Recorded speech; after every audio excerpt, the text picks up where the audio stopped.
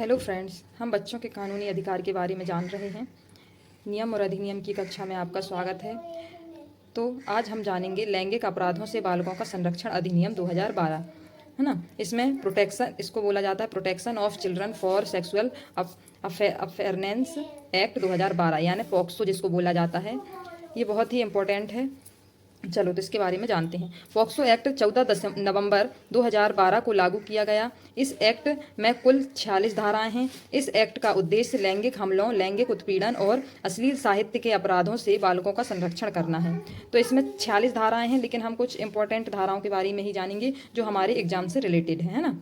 तो इसकी प्रमुख धाराएं हैं। धारा 3 में आता है प्रवेशन लैंगिक हमला यानी कि बलात्कार, ये आता है धारा 3 में। फिर आता है धारा 4 में लैंगिक हमले के लिए दंड, है ना। प्रवेशन लैंगिक हमले के लिए दंड। प्रवेशन लैंगिक हमले के लिए कम से कम 10 वर्ष तथा अधिकतम आजीवन कारावास की सजा होगी।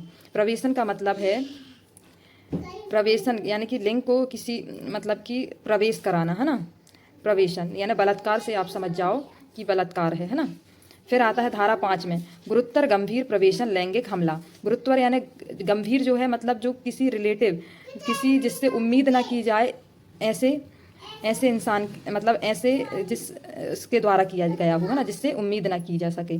फिर आती है धारा 6 गुरुतर प्रवेशन हमले के लिए दंड। कम से कम 20 वर्ष अधिकतम आजीवन कारावास या मृत्युदंड इसकी सजा है। फिर आती है धारा नंबर 7 धारा 8 के लिए दंड, कम से कम 3 वर्ष अधिकतम 5 वर्ष की सजा। धारा 9 में गुरुतर लैंगिक हमला।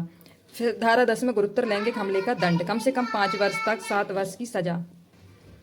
गुरुतर लैंगिक हमले का दंड बता दिए, कम से कम 5 वर्ष से अधिक 5 वर्ष और अधिकतम 7 वर्ष की सजा होती है। फिर आता है लैंगिक उत्पीड़न। लैंगिक उत्पीड़न में क्या क्या आते हैं? बालक का पीछा करना, अश्लील वीडियो दिखाना, बालक के शरीर के किसी भी भाग को देखना या दिखाना, ये सब आता है लैंगिक उत्पीड़न में, है ना। तो इसकी सज़ा क्या है? 3 वर्ष तक की सज़ा है इसमें। और ये धारा कौन सी है? 12 है। फिर धारा 13 में क्या आता है? अश्लील प्रयोजन के लिए बालक। कोई व्यक्ति किसी बालक को यदि टेलीविज़न में, इंटरनेट पर या अन्य इलेक्ट्रॉनिक रूप में या मुद्रित रूप में बच्चों के गुप्तांग को प्रदर्शित करता है या अशोभनीय रूप से प्रदर्शित करता है तो उसे अश्लील प्रयोजन माना जाता है। तो ये काय में आता है? धारा 13 में। फिर आती है धारा 14 अश्लील प्रयोजन के लिए दंड। इसके लिए दंड क्या है? 5 वर्ष तक की सजा हो सकती है। फिर आती है धारा 15। धारा 15 में क्या आता है? बालक के अश्लील वीडियो का भंडारण करने पर 5 वर्ष तक की सजा हो सकती है। फिर धारा 19 में अपराधों की रिपोर्ट करना। इस अधिनियम के तहत होने वाले अपराधों की रिपोर्ट निम्न स्थानों पर की जा सकेगी: विशेष किशोर पुलिस यूनिट, स्थानीय पुलिस।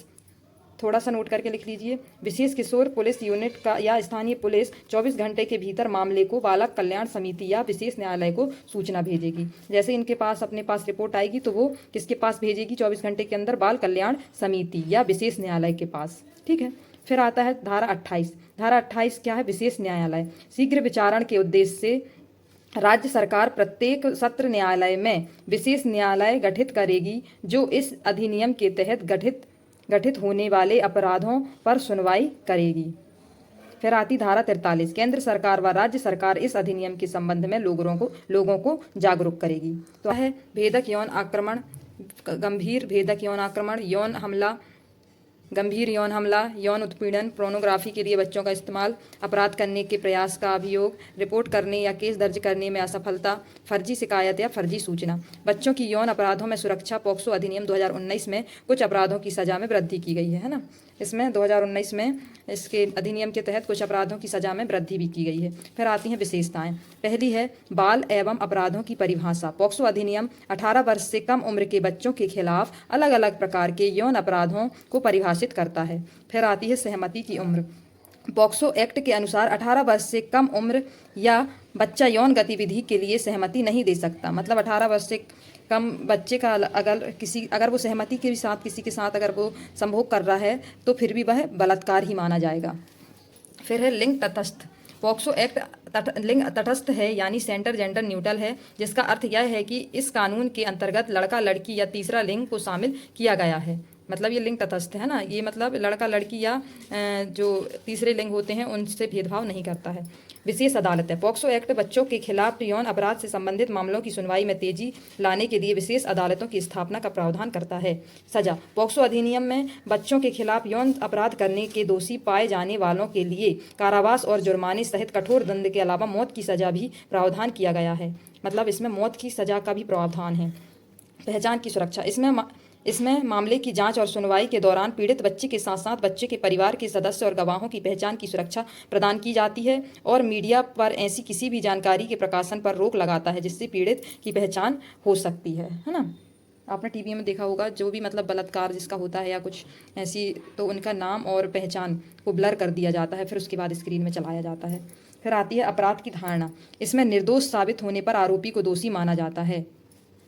इसमें निर्दोष साबित होने तक आरोपी को दोषी माना जाता है। मतलब कि अगर किसी ने अगर कोई गुनाह भी नहीं किया लेकिन तो वो उस केस से रिलेटेड है तो उसे दोषी ही माना जाएगा जब तक वो निर्दोष साबित ना हो जाए। बच्चों के अनुकूल प्रक्रियाएं। अधिनियम यौन अपराधों के पीड़ित बच्चों की जांच, सुनवाई और पुनर्वास के लिए बच्चों के अनुकूल प्रक्रियाओं का प्रावधान करता है। अब इसके बाद हम नेक्स्ट वीडियो में देखेंगे किशोर न्याय अधिनियम। Thanks for watching. Like and comment and subscribe.